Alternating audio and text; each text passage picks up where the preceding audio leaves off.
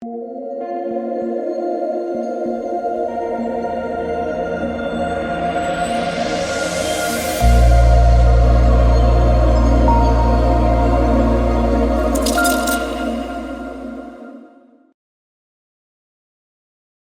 I wonder what it's like to run good and get overtime. Could never, ever be me. Oh, wait, I have Thomas Bryant. He's in the game that won overtime. You better believe he got benched for Wenyen Gabriel. And Giga Chalk Luka 5 more minutes to push me out of the cash-in tournaments. Like I said, no one runs worse. No one. Thomas Bryant overtime? No way. He's benched. He played his season-low minutes. I originally had Anthony Simons here, played the sharp play, hoping that Damian Lillard would get out. Lillard would get ruled out. We would get Simons at lower ownership than he should have been. Nope. Of course, Damian Lillard gets ruled in. The Sharks, like me, get punished. I have to pivot to Thomas Bryant. Bryant gets benched. Nurkic, massive foul trouble. Was shocked about Gabe Vincent ownership, how low owned he was. I thought that he was the freest of squares. He smashed. Drew Holiday smashed. I went to TJ Warren as a contrarian play over Giga Chalk Connaughton and Giga Chalk Grant Williams. That worked out. Ben Simmons got massive foul trouble, still had a good game. Kyrie was fine. Bobby Portis was a little bit disappointing. And I talked about it on Twitter. I could not believe the ownership of Marshawn Beauchamp. Of course, it was the Luka people. That's why he got some ownership. But I was like, no way am I playing 40% Marshawn Beauchamp. He went for 3 fancy points. But of course, the Luka people luck into overtime to bail him out. So mad. So mad because I was in the cash there before overtime. And now I am out. And there's no chance that I'm cashing because Bryant's benched. And Luka has 5 more minutes. So, again, I wonder what it's like to just run good. I would like to run good once. I would like to get overtime when I have, guys that actually play in the overtime. Recapping everything else, but 4 for 3 on Prize Picks. So decent day over there, just kind of average. I've talked about this in Discord. I have been running super hot in BetMGM. Made an account a couple weeks ago. And I've won every single bet. So I quote unquote nuked Gabe Vincent PRA 17.5 there. I also bet Bam Adebayo over rebounds. So yeah, it's been really, really good over there. And yeah, so overall it's still a profitable day for me, even though I lost money at DFS. But so let's talk about this 9-game slate really quick though. If this is your first time watching, guys, my name is DK. Cover content, DraftKings, Prize Picks as well. Prize Picks, they're the sponsor of the video. If you guys are not familiar, it is a player prop site. You build 2, 3, 4, 5, up to 6 player props and can win up to 25x your money. A lot of different sports as well. So if you guys want to give it a try, you can use the code DKDFS. That'll give you a 100% match up to $100. And you can also find that in the description below. Also, if you guys are looking for more in-depth content, Patreon is linked there as well. All right, so Knicks and Wizards, the first game here. For the Knicks side, they're just running their main 3 guys into the ground. RJ Barrett was out for like a week or 2, and I'm thinking, he might be on some sort of a limit. 41 minutes in his first game back. So we're right back to the Tibbs of old. And Randall, Brunson, Barrett are all playing like 40 minutes a game. I'm totally fine with these guys. I like the matchup for them against the Wizards. So all 3 of the main Knicks, I think, are pretty good plays. I wouldn't call any of them priorities, but I do like all 3. Randall 10-3, Brunson at 8-4, and Barrett at 7-3. Manuel quickly 6.1. Shifting back to that bench role, I think he is a bit overpriced. Mitchell Robinson, I like his ceiling. He can stay out of foul trouble. Last couple games, he has stayed out of foul trouble, 37 and 38 minutes. So he's going to play all the minutes he can handle if he can stay out of foul trouble. That's a big if, though. Quentin Grimes was still going to see a ton of minutes, but at 5-4, it's kind of just like a secondary play. And I'm not really looking at anyone else. Hartenstein will get some backup 5 run, but his minutes have ticked down of late. All right, moving on to Washington. So Washington depends on news, right? Porzingis, Gafford, Morris, status all up in the air. If they're all out, then, we're going to have a lot of value here for the Wizards. Kuzma would run the show. He was really disappointing last game in a good matchup. Deni Avdija, I was all over him last night. He smashed. He would look pretty good. Rui Hachimura would be more in play. And then, point guard, if Morris is out, then you would get it split most likely between DeLon Wright and Jordan Goodwin. You'd most likely rotation minutes for Will Barton as well. So hard to say right now for the Wizards. If everyone's in, then I don't know if there's anything that stands out to me. Maybe Gafford at 5-2 looks okay, assuming he continues to play those mid-20s minutes. Moving on to Atlanta and the Pacers. So you already know DeJounte Murray's going to troll with Trae Young back. He's going to smash after just letting everyone down last night. But there's not a ton that stands out for me on the Atlanta side, even though I like the matchup. I mean, Young and Murray are playable in tournaments, as is John Collins at 6'8", but he feels priced about right. Bogdanovich off the bench, feels a little pricey. Okongwu at 5'6" probably would be my favorite play. Should see over 30 minutes if he can stay out of foul trouble. I guess DeAndre Hunter is fine, but there's just nothing that I love looking at Atlanta. Now, on the Pacers side, a little bit different. This team looks good, especially if Miles Turner's out. They are shorthanded, so with Tyrese Halliburton out, I think Andrew Nembhard, TJ McConnell become two of the better values on the board. You should get 30-plus minutes from Andrew Nembhard. We've seen some really big games from him when Halliburton has missed, so I like Nembhard a lot, and then I really like TJ McConnell as well. Good point-per-minute guy. Should see a minutes increase. So those two really stand out to me. And then Buddy Hield, Benedict Mathurin, they get more usage. They look better in the mid-range. Mathurin is only 4'8". He's been a bit quiet of late, but expect more minutes, more usage for him. And then the front court depends on Miles Turner. If Miles Turner plays, I like Miles Turner. If Miles Turner misses, then you most likely get Jalen Smith starting at the 5. If that's the case, I like Smith quite a bit. Isaiah Jackson would get more run. He would be playable. So this Pacers team could be pretty appealing. Also, Naismith, status up in the air. If he plays, I think he's another good value play too. So let's move on to the Pelicans and the Pistons.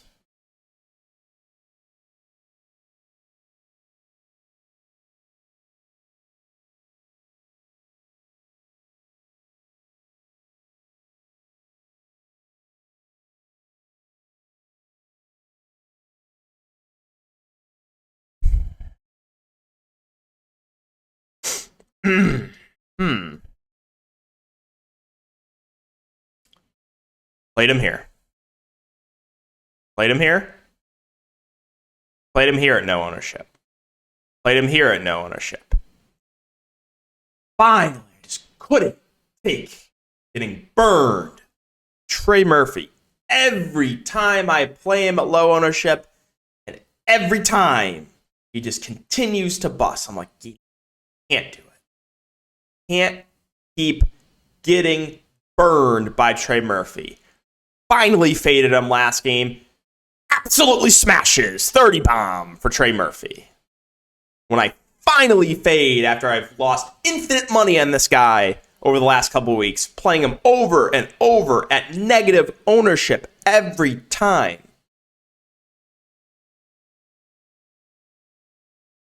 There's no one that runs worse. There's no one that runs worse. All right, but back to the Pelicans. So McCollum's at 9.4. Like his upside here, price point feels about right, but still has a ceiling. JB, with Nance back, his minutes are a little bit more in question. He only played 23 minutes last game, but still a guy that has an upside. Najee Marshall, Trey Murphy, fine options at the mid-range. Herbert Jones is questionable. If he misses, should solidify the minutes on those guys. As you know, though, of Trey Murphy, if I fade him, he'll smash like last night or last game. If I play him, he'll go back to going for 15 fancy points. Alvarado's 4.2. Most likely sees low 20s minutes on the bench. I think he's a fine value play. Larry Nance is only 4K. That does feel a little bit underpriced. I know he had a bad game last game, but 4K Larry Nance, it's a little bit intriguing to me. And then if Herbert Jones misses, you'll most likely get Dyson Daniels in the starting lineup. Played 25 minutes last game. He could be a playable value there. On the Pistons side, so depends on Isaiah Stewart right now. He is questionable. If he misses, Nerlens Noel is going to be a fair value play. Did only play 21 minutes last game, though. But the rest of the Pistons, I feel like, are a bit too cheap if the game stays competitive. You did get a pretty tight rotation last game. 32 minutes for Bojan. We know the ceiling's there for him. Killian Hayes, Shaden Ivey also played a ton. 34 minutes for Hayes. You saw 40 minutes for Ivey last game after he was playing you just get this every once in a while where Dwayne Casey just plays a super tight rotation. Then he goes back to that 10-man rotation. But if we get a similar rotation to last game for the Pistons, I like a lot of the price points on these guys, which is really, really scary. Burks, kind of no matter what, he's going to play low 20s minutes, but he'll be productive when he's on the court. Saddiq Bey, can we talk about this guy too? This guy really pisses me off. Really pisses me off. I played him here, 8 fantasy points in 29 minutes. Oh, but let's go for 42 when I don't. Okay. All right. I see how it is. Amadou Diallo will see rotation minutes off the bench. Probably will be a bit over-owned, but he's been shooting really, really well off the bench. And then, that's it. If Isaiah Stewart plays, I would assume he starts. And if he does, I like him quite a bit because I think he would start at the 5. So, hopefully we'll get that clarity before lock. Golden State, and we will actually. It's a 6 o'clock game. Golden State, San Antonio. This one will be pretty quick. Not a ton that stands out for Golden State. A lot of guys priced up from when Steph Curry's out. Steph Curry's back. Now, Steph Curry himself, if there's no limitations, I like his ceiling in GPP. So we'll keep an eye on news. Did only play 31 minutes in his first game back. Poole, Klay Thompson, bit overpriced. Wiggins at 6'6". Still been taking it easy on his minutes. Probably can't go there. I guess Draymond would be the next guy I would get to at 6'3", but it just feels about right. I think Looney's a bit overpriced. There's really not a ton that I like at Golden State. On the Spurs side, can we also talk? How do they stay competitive on the road against the Grizzlies? But every other game they get blown out. Like when I actually took unders, you had a career game for Trey Jones, almost 50. Like, again, there's no one that runs worse. No one. But yeah, Keldon Johnson. If I play this guy gets injured or shoots 5%. Like I'm tired of the Spurs, man. Shoot them to the moon. I hate the Spurs so much. Keldon has a ceiling, as his Pirtle. We finally saw a ceiling game from Trey Jones. Like he's just been giving you like 30 fantasy points every game, but he finally had an upside game. I don't really think there's anything else here. I mean, maybe a little bit of Anderson, Richardson, or Sohan for value, but yeah. OKC in Chicago. Shai Gilgeous-Alexander's 10-2. Yeah, I'm like okay with that. I don't love it, don't hate it, but he has a ceiling, 1 for 60 tonight. Josh Giddey in the mid-range at 7K. I'm just indifferent on him. The wing, Jalen Williams, should see around 30 minutes, but that feels priced about right. Lou Dort at 4.9. Did play 38 minutes last game. If he gets 38 minutes again, that's probably a little bit too cheap of a price point.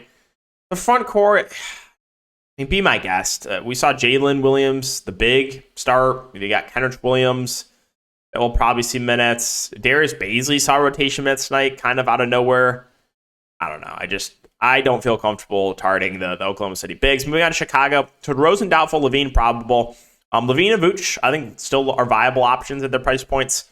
Levine should play about 40 minutes. He's been on fire of late, and Vucevic should see 35 plus. So, like both the main Chicago guys. Value-wise, there's guys that are playable. Pat Williams should see over 30 minutes.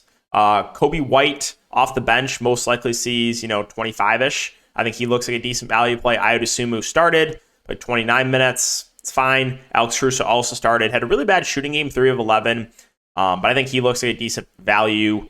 Dragic also probably sees an extra minute or two. But I think, his grouping like Pat Williams, Ayo, Kobe White, and Caruso are all fair value plays. Derrick Jones Jr. is the flat min price. I guess in a large field tournament, you can go to him. Drummond, he dealt with foul trouble, played 8 minutes. Maybe we saw earlier in the season, Drummond played a bit alongside Vooch, so I guess without DeRozan, they could possibly do that. But let's move on to Phoenix and Minnesota. Phoenix is hard to say right now. DeAndre Ayton is questionable. If DeAndre Ayton misses, there's a couple different ways you can go about this. Like if you're playing for a competitive game, then look at Mikal Bridges, Torrey Craig, Dario Saric is probably where you want to be. Wayne Washington was not good last game, so we'll see if he starts again at the point guard position. And then Ayton, if he plays, would be a viable option as well. If Ayton misses, you'd most likely get Biyombo and Landale splitting the center minutes. There would both be viable values. And then, guys like a Koji, Damian Lee are playable. Koji would be a guy that you'd probably want to look to if you think the game blows out. Also, you got Saban Lee, who would probably play in a blowout as well. They added him to the player pool. On the Minnesota side, Anthony Edwards, questionable. He left last game, but ended up returning. Slow-mo also questionable. Taurean Prince, questionable too. So we'll see. If they all play, I think Anthony Edwards and D'Lo are fine. GPP spend-ups. I think Gobert would probably be the best option in this team. Has seen 30-plus minutes over the last 4 games. So been playing better of late. Naz Reid, we know is a good point per minute guy, but his minutes have been ticking down. If all these guys are out, then I think D'Angelo Russell really stands out. I think Noel would be a viable value. McDaniels would look good in the wing. Austin Rivers would probably play a ton. So another team where a little bit tough to talk about right now. Orlando and Utah. Orlando, I feel like it's just a team that these guys are basically all tournament plays for me. Paolo Banchero probably sees mid-30s minutes in a good matchup. Do like his upside. Franz Wagner at 6'7". Again, fine. Wendell Jr. minutes kind of capped at around 30, but he'll be productive. I like the spot for him. Markelle Fultz did see a minutes bump last game. He played 37 minutes. He still has shown a floor, but he'd probably be my favorite play if we get mid-30s minutes again from Markelle Fultz. Wagner's too pricey playing the backup 5. Cole Anthony's playing the backup point guard role. Again, does have a ceiling, but I probably feel a little bit better about Fultz for a little bit more. Jalen Suggs is questionable. Even if he plays, I probably can't go there. I mean, Gary Harris most likely starts. He played 30 minutes last game. He went for 6 fantasy points. I mean, you can play him. I guess he's got shooting guard eligibility and is really, really cheap. Terrence Ross also probably sees rotation minutes, but All right, Utah. So we do have Colin Sexton back. Kelly Olynyk still out. So start off with Walker Kessler. If he continues to start, I think he's a good value play. Played 30 minutes last game. So I do like Walker Kessler. The issue is he is very prone to foul trouble, but $5K I think is a pretty good price point for him. Markkanen at 9.8 does feel a little bit too pricey for me. Jordan Clarkson is priced right. Mike Conley at 5.7 should see low 30s minutes. Indifferent on him. Vanderbilt will play some backup 5 run. His minutes went down last game, moved to the bench. They started Malik Beasley, who, if he starts again, I think Malik Beasley at 4.8K would be a decent value play. Sexton will be back in the rotation, but probably won't play enough for me to get to him. Denver and the Clippers. So this one just depends on Jokic, right? You got Jokic questionable, and Jamal Murray and Bruce Brown are probable. So if Jokic plays, I like Jokic a lot at the top. This guy's got a super high floor, high ceiling. And then, the secondary options like Murray, Gordon, MPJ, Bones would all be playable in tournaments. But if Jokic misses, that completely changes things. Then I really like Murray. I really like Gordon. MPJ would look good. Bones Howard would look a little bit better off the bench. And then you'd most likely get Zeke Naji, DeAndre Jordan splitting the 7 minutes. Both those guys would be good value plays. So there'd be a lot to like here for Denver if Jokic misses. On the Clipper side, Paul George still out. No surprise on my best ball team. Just everyone out for me. But Kawhi Leonard, 9.9. I mean, yeah, that feels priced about right for Kawhi. He should play mid-30s minutes. Almost 10K for him without Paul George. Yeah, I mean, I still think he's playable, but I don't think he's like a smash play. Vicha Zubac, you know what I'm going to say. He's up and down, minutes up and down if he can stay out of foul trouble. Does have a ceiling. Norman Powell, minutes have ticked up of late, 30-plus minutes back-to-back games. If he continues to play over 30 minutes, I think he's for sure viable at the price point. Marcus Morris is someone I'm always just like, yeah, last piece in, should see low 30s minutes. He's fine.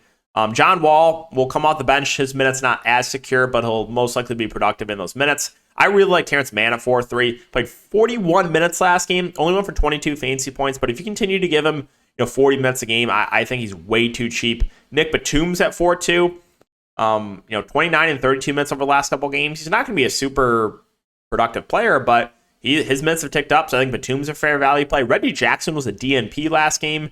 And you probably get Covington playing some backup 5 run, played 31 minutes last game. If you think Zubac gets in some foul trouble, you can definitely take a shot on him. And finally, Houston and Sacramento. And we saved the best for last, in my opinion, especially on the Houston side. This is probably my favorite team to target. I really, really like the Rockets. No Kevin Porter Jr. You're going to get Jalen Green shifting to the point guard position and KJ Martin moving into the starting lineup. Jalen Green's floor plus ceiling does go up. I don't love the price, but I still think he does have a ceiling. Alperen Sengun, if he can stay out of foul trouble, and they can actually play him a bit more. They ran the offense through him a bit last game. Went for a triple-double. I've been saying this all year long. Why is he not playing more games? It's not like the Rockets have anything to play for. It's not like they're playing to try to get in the playoffs. Develop your young talent. Why do we need to play Bruno Fernando minutes? What are we doing? I know I say this every video with the Rockets, but what is Steven Silas doing? What is he doing? And the Rockets fans are the same. The Rockets fans think the same thing as me. Why are we not, number one, running more offense through Sengun GOAT, and number two, playing him more? Just your daily Sengun rant. But with no Kevin Porter Jr., I do think more offense will run through him. So I like Sengun. I think Jabari Smith at 5K is a fair play in the mid-range. He's going to see around 30 minutes. I like Eric Gordon for value. He'll be, he gets a little bit of a bump without Kevin Porter Jr. Should play around 30 minutes. I like him. I think KJ Martin's one of the better values in the board. He should start. He should play around 30 minutes. He looks great. Nothing really else stands out. I mean, you'll see rotation minutes for Tari Eason, rotation minutes for Jay Sean Tate, probably some rotation minutes for Garrison Matthews. Again, Garuba or Fernando will see some rotation minutes, but I'm not going to any of those guys. And finishing up with the Kings, I always like Sabonis, and it's basically the same thing. Sabonis has 50 fantasy points through 3 quarters, and De'Aaron Fox is really busting through 3 quarters, and then De'Aaron Fox takes over, and Sabonis does nothing in the fourth. It's just it's every single time this happens. But Yeah, Sabonis, I still think is a solid spend up at the top. De'Aaron Fox isn't playing for tournaments. He most likely will have like 15 fantasy points through 3 quarters and then finish with like 40 fantasy points. Herder's questionable. That's actually somewhat significant. If he misses, would solidify the minutes more for guys like Barnes and Keegan Murray. And then Terrence Davis will start and probably play somewhere in the neighborhood of like 15 to 25 minutes. He played 23 minutes last game. He would be a viable salary relief play for sure. And Malik Monk did not see a minutes bump last game, even with Herder out, but he's just one of those guys where, like, if he's playing well, they're going to play him more. If he's struggling with a shot like last game, they will play him less. So, always someone I like for tournaments. He has a low floor but a high ceiling. So, yeah, guys, that's going to wrap it up for the video.